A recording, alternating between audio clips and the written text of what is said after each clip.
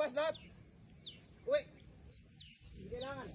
Ay, kuya. Very, very wrong.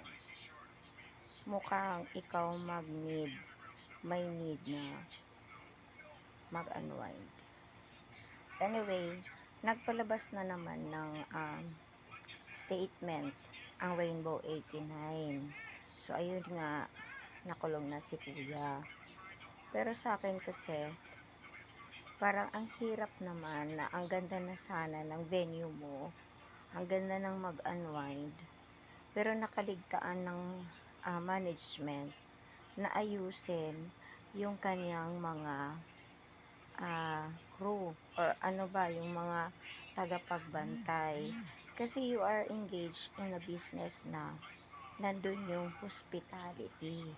Although nandun na naman sa akin na not all customers are right.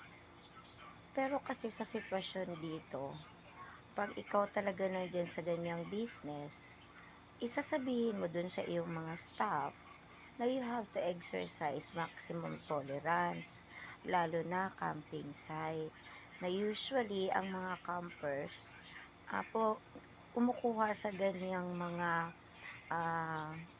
activities or pumupunta sa ganyang mga location to unwind kasi buryado na sa kanilang mga day-to-day na ginagawa.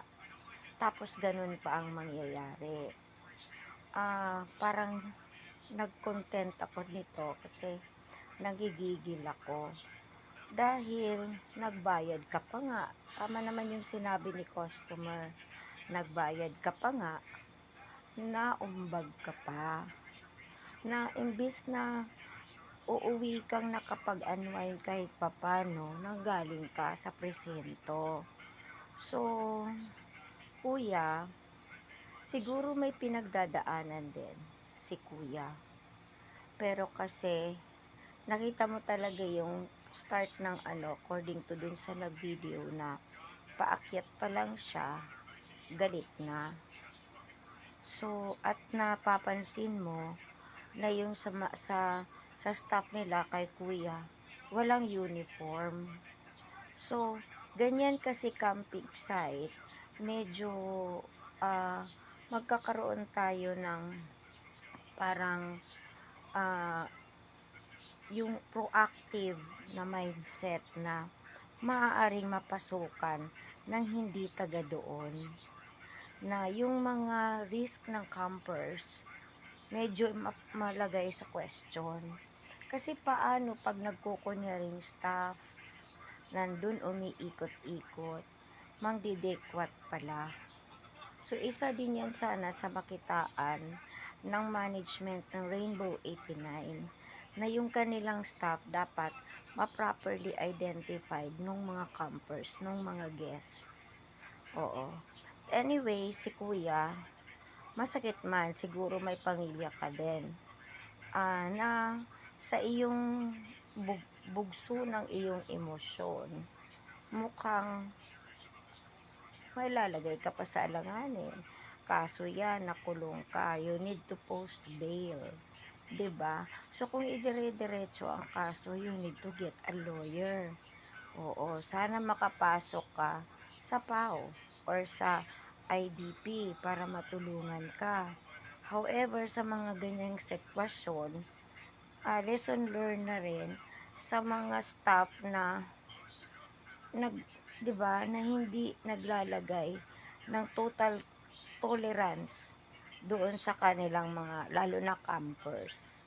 So ayun, sa parte naman ng management, mukhang hindi nyo pa naramdaman kung ano yung need ninyo na gagawin sa inyong mga staff.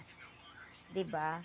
Kasi parang nakikita ko yung inyong statement o nakulong na si kuya na for under investigation, na itong sitwasyon na to ay parang case to case basis, na hindi ganon yung mga ugali ng iyong ibang staff. Pero sana nakalagay doon sa statement na we will take measures na mag-train sa aming mga staff, 'di ba? Dapat ganon, Rainbow 89. 'Di ba? So, nandun pa rin naman ang awa ko kay kuya. Kasi bugso ng emotion, baka siya din ang kailangan mag-unwind. Tapos sa case naman doon sa guests, sana pagbigyan mo na lang. Ah, siguro naman mabigyan lang si kuya ng tamang leksyon para hindi pa marisan at para hindi uulitin. So, I know na may problema ka, nag-need ka nag-unwind. Pero circumstances kasi minsan talaga sa init na ng ulo or sa hindi pagkakaintindihan na ganyan, siguro magbigay ka pa. Pagbigyan mo pa si kuya. And i-make sure lang na hindi na maulit ang ang pagiging arrogant ni kuya.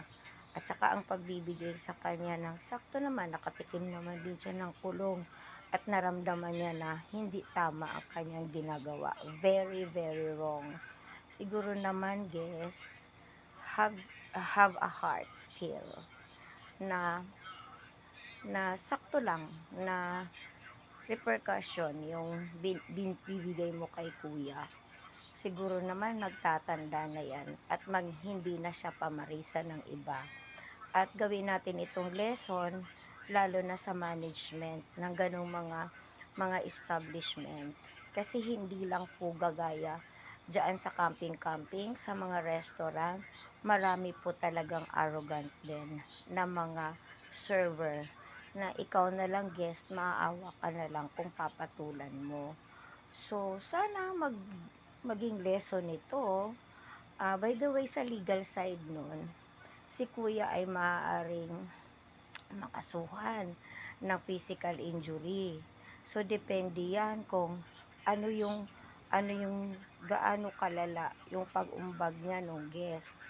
Maaaring light physical injury, maaaring di serious physical injury, at maaaring serious physical injury, plus danyos pa. And then, itong management, hindi nyo din pwedeng ikaila na si guest maaring manghingi sa inyo ng danyos perwisyo. Kasi isipin mo, nagpunta ka doon para mag-unwind, 'di ba? Tapos, nagiging ganun ang sitwasyon. Anyway, just a comment. Bye-bye. Mag-ingat ang lahat.